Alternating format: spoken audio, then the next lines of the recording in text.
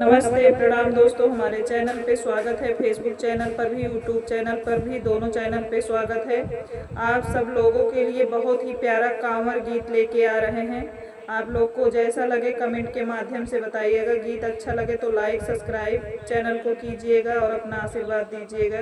गाने को खूब विजिट कीजिएगा और गाना पूरा देखेंगे तभी आनंद आएगा गाने में। यह हमारा कांवर गीत फेसबुक पर भी पड़ेगा और यूट्यूब पर भी पड़ेगा। आप लोग को जैसा लगे जरूर बताना। अब की सावन में कांवरी सजा द पिया, देव घर घुमा द पिया ना।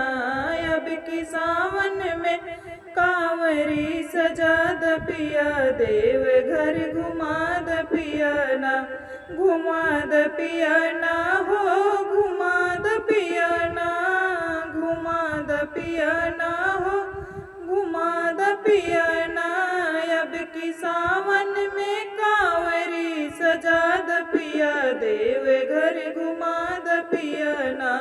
अब की सावन में कांवरी सजा द पिया, देव घर घुमा द पिया ना।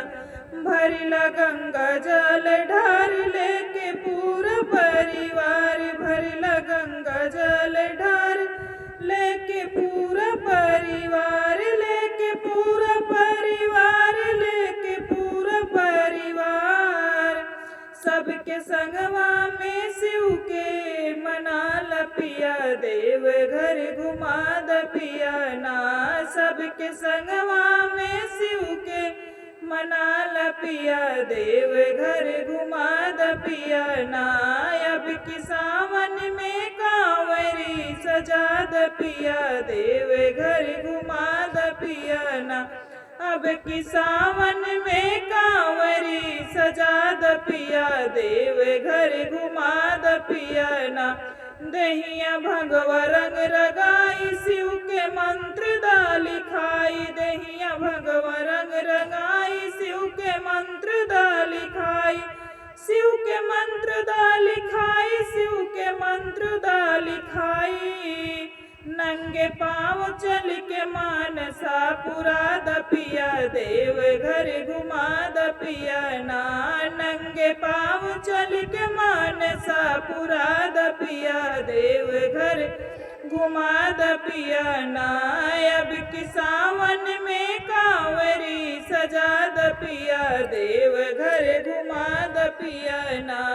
अब की सावन में कांवरी सजा द पिया, देव घर घुमा द पिया ना।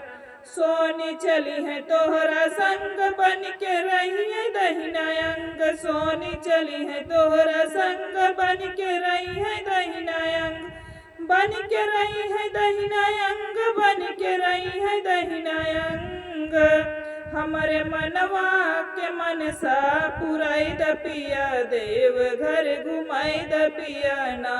हमारे मनवा के मनसा पुराई द पिया, देव घर घुमाई द पिया ना। अब की सावन में कांवरी सजाई द पिया, देव घर घुमाई द पिया ना। अब की सावन में कांवरी सजाई द पिया, देव घर घुमाई द पिया ना। दोस्तों, हमारा कांवर गीत जैसा भी लगा हो आप कमेंट के माध्यम से ज़रूर बताइएगा। आप लोगों को कांवर गीत कैसा लगा और गाने को पूरा विजिट कीजिएगा, आधे में मत छोड़िएगा, तभी गाने का आनंद मिलेगा। सभी लोगों से नमस्ते प्रणाम। मिलते हैं अगले वीडियो में ऐसे ही वीडियो के साथ।